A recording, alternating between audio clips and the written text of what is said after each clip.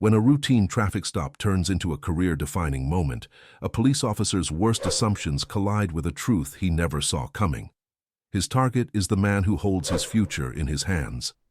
The sun dipped low over Sacramento's grid of streets, casting long shadows across windshield glass and storefront signs. Eric Porter was winding down from a marathon of meetings, his navy blue sedan gliding through traffic with the hum of a tired machine. He adjusted the vents, letting the cool air brush his face, while soft jazz spilled from the speakers, cutting through the mental noise of the day. As he eased toward an intersection, the amber light blinked its final warning before turning red. He braked gently, only to be jolted by the sudden strobe of flashing blue and red behind him. A piercing siren followed. Eric checked the mirror with a furrowed brow, steering calmly to the side of the road. The patrol car rolled up close. Out came Officer Bradley Larson, mid-30s, square jaw, buzz cut, and the air of a man who'd grown comfortable with authority. The badge on his chest caught the sunlight like a warning flare. "License and registration," came the terse command. More habit than hostility, but sharp nonetheless.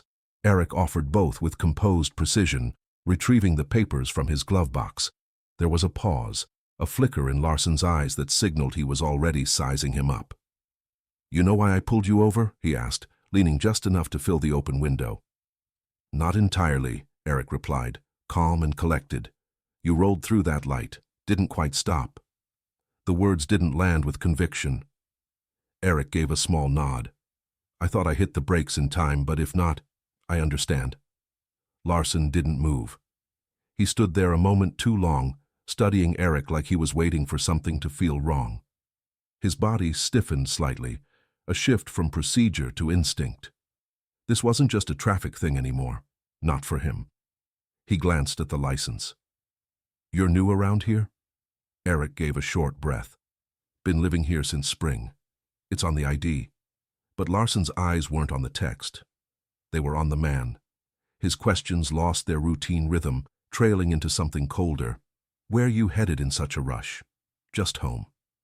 Eric's voice never wavered, but something had changed. The space between them filled with invisible weight. Larson saw a threat, not a commuter. Eric felt the tension inching upward, but remained unmoved. What Larson mistook for docility was restraint. This was far from his first confrontation. Larson slowly folded the documents, slipped them into his vest pocket like a man preparing to deliver a lesson. "Step out of the vehicle." The command dropped heavy, Eric's fingers tensed on the wheel, his face still. "Any particular reason, officer?" he asked evenly. Larson's lips almost curled, but didn't. "I need you out of the car. Let's not make this difficult." The meaning behind the words didn't need explanation. Eric unlatched the door, stepped into the cooling air. Larson watched, eyes narrowing as Eric unfolded to his full height, slightly taller, broader in the shoulders, calm in a way that suggested experience, not fear. But Larson didn't yet know who he was really dealing with. His suit was clearly custom-fitted, and the spotless shine on his shoes said he paid attention to detail, but none of that seemed to register with Larson. The officer flicked his fingers toward the front of the vehicle. "Hands where I can see them." Eric moved smoothly, showing no rush, no hesitation. "Is there a reason behind this search, officer?" Larson's lip curled in a half-smile. "Just protocol. We've had a few situations around here. Gotta be cautious." Eric turned his head, eyes locking onto the officers. Situations involving guys in suits with clean records, or is this stop about something else entirely? The question sliced through the air, and for a moment, Larson's body tensed, his hand drifting instinctively toward his belt. "Watch your tone," he snapped, the warmth in his voice gone. "I'm just asking for clarity," Eric replied, his voice firm but even, not an ounce of challenge, only reason. It was the kind of calm that unnerved Larson more than any insult would have. He stepped in closer, squinting slightly. "You seem real familiar with how this works. Got something I should know about?" Eric waited a second before answering. "No, officer. I just think it's important to understand the reasons behind these encounters. You know, transparency." Larson scoffed but said nothing. He started pacing slowly near the hood of the car, trying to assert control he could feel slipping. This wasn't how stops like this usually went. There was no fumbling, no defensiveness, no fear, just stillness, control. And it was throwing him off. "You sure seem sure of yourself," Larson muttered under his breath, "like you've already seen how this ends." Eric didn't flinch. Confidence isn't what matters here. What matters is respect. Larson stopped walking. That hit something. His whole expression shifted from irritation to something more cornered, like he was being shown a reflection he didn't want to see. He opened his mouth to speak, but stopped. For the first time, he seemed unsure. That silence charged the air between them, and Larson realized this moment wasn't bending in his favor. But instead of pulling back, he leaned in harder. "Turn around. Hands on the hood. Need to check for weapons." The words came out sharper, more clipped. Eric raised an eyebrow. "Weapons?"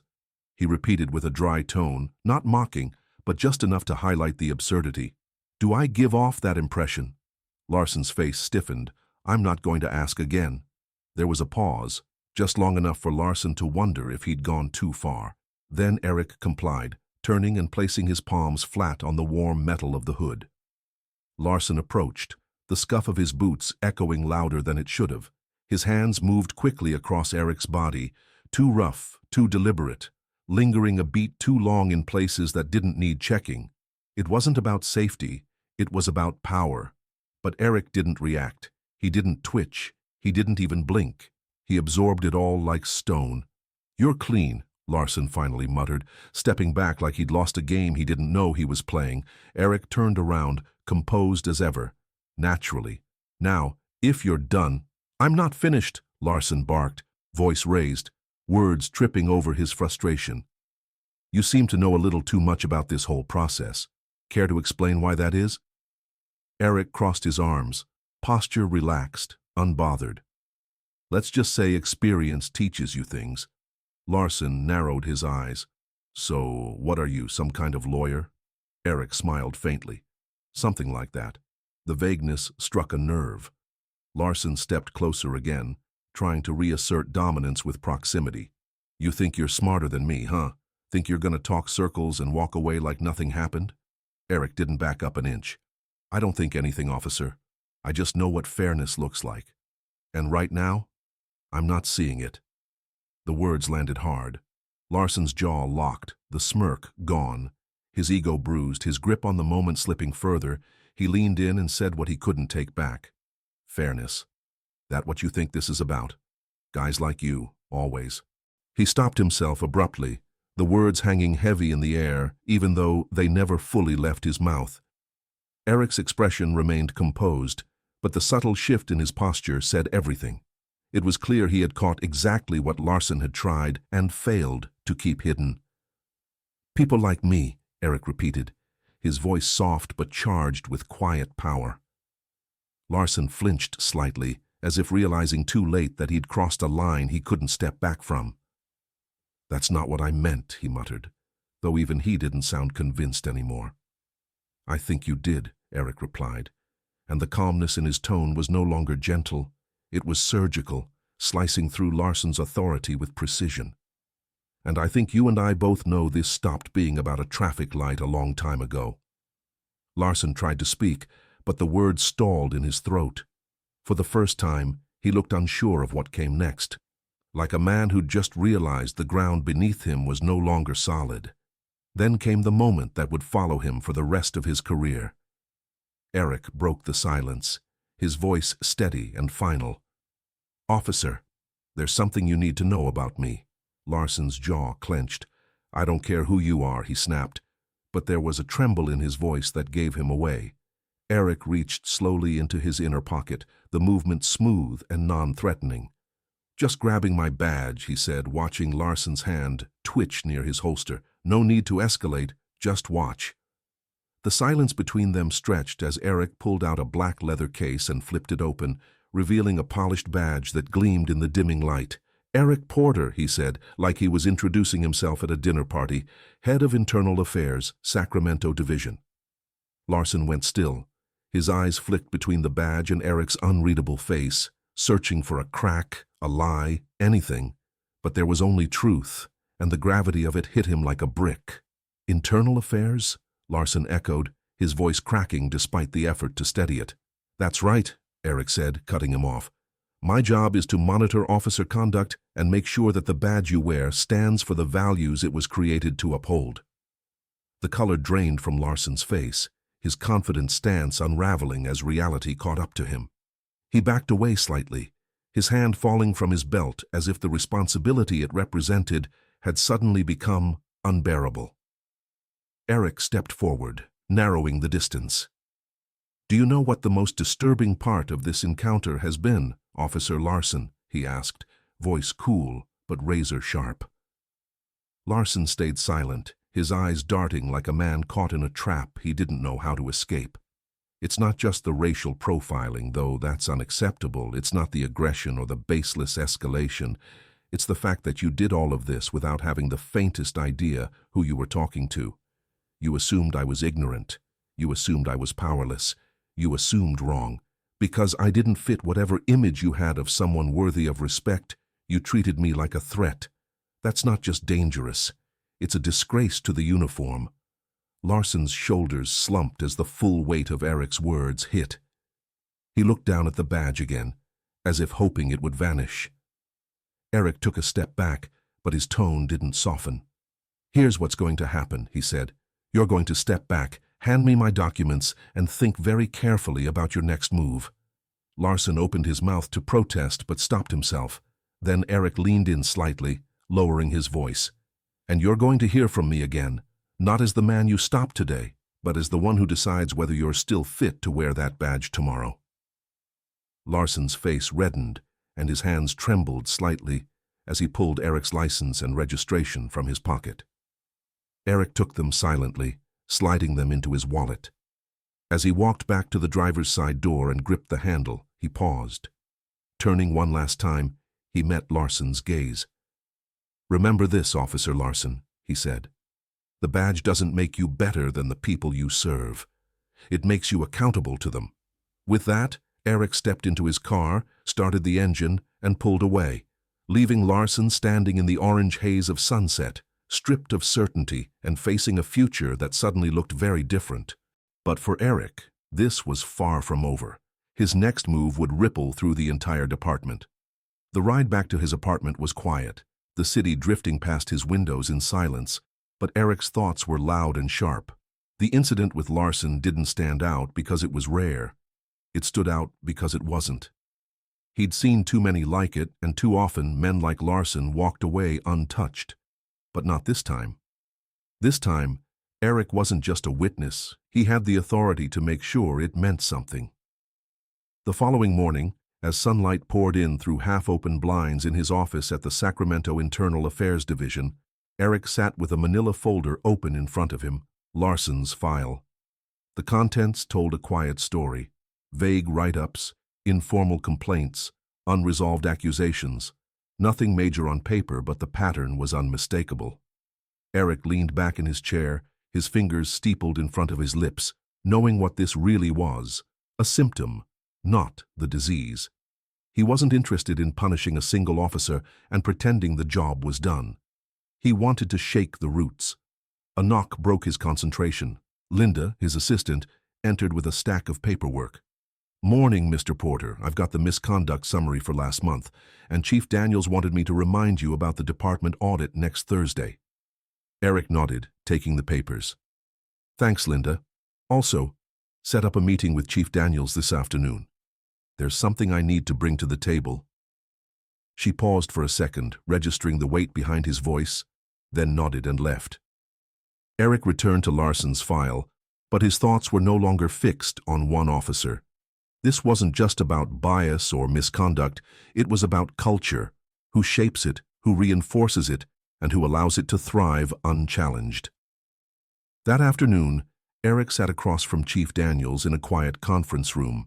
The chief, sharp-eyed and seasoned, listened as Eric recounted the traffic stop with a level tone, every detail laid bare. "I could have let it go," Eric said.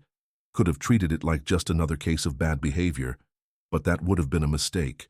What Larson did wasn't an isolated lapse. It's a reflection of what we've been tolerating. Daniels exhaled slowly, rubbing the bridge of his nose.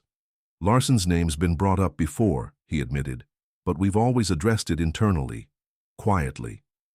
And that's the problem, Eric replied. Quiet doesn't solve anything. Quiet gives cover. We need to stop whispering about reform and start doing it.